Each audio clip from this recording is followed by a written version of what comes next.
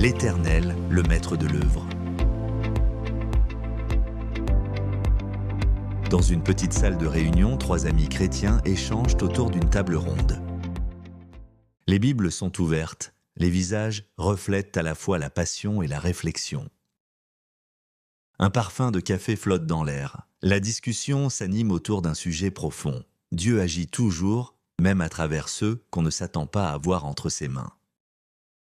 Parmi ces 3 amis, nous avons Samuel, un jeune leader d'église, plein de zèle mais parfois trop sûr de lui.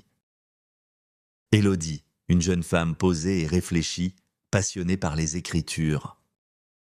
Et Marc, un nouvel engagé dans la foi, curieux et avide de comprendre les voies de Dieu. Marc, feuilletant sa Bible, prend la parole et dit « J'ai lu ce passage sur Cyrus dans le livre d'Esdras.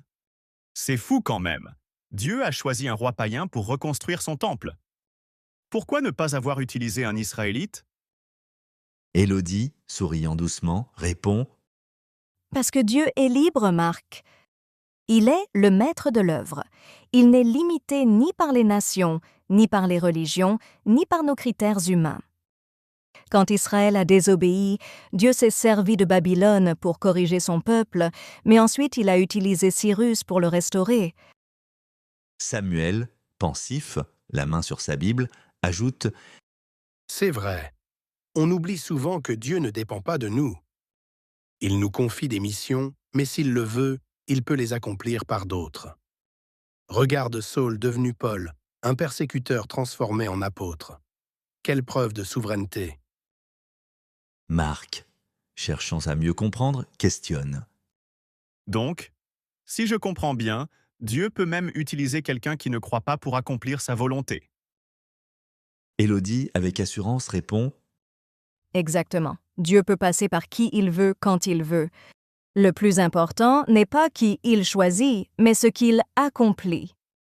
Sa parole s'exécutera toujours, même si les instruments changent.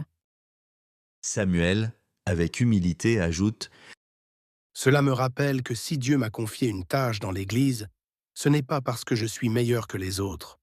C'est une grâce, un privilège. Et je dois servir avec crainte et obéissance. Parce que celui qui m'a choisi peut aussi susciter un autre pour continuer l'œuvre. » Élodie, regardant Samuel avec bienveillance, lui dit « C'est exactement l'attitude que Dieu recherche, un cœur soumis. Le Seigneur n'a pas besoin de nos compétences, mais de notre obéissance. » La salle retombe dans un silence paisible. Chacun médite les paroles échangées. Samuel ferme sa Bible et murmure « Seigneur, garde-moi humble dans ton œuvre, que je ne me glorifie jamais d'un appel qui vient de ta seule grâce. » Une paix profonde s'installe. Élodie ajoute doucement « Souviens-toi, Dieu reste le maître du chantier.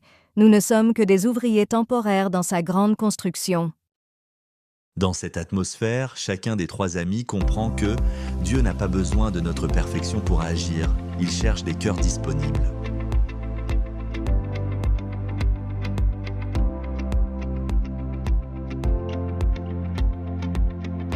Quand l'Éternel choisit, il le fait par pure grâce, non par mérite.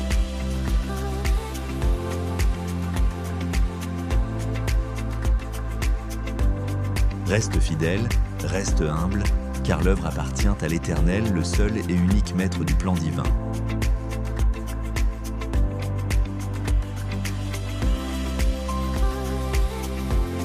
Car il dit à Moïse, « Je ferai miséricorde à qui je fais miséricorde, et j'aurai compassion de qui j'ai compassion. Ainsi donc, cela ne dépend ni de celui qui veut, ni de celui qui court, mais de Dieu qui fait miséricorde. »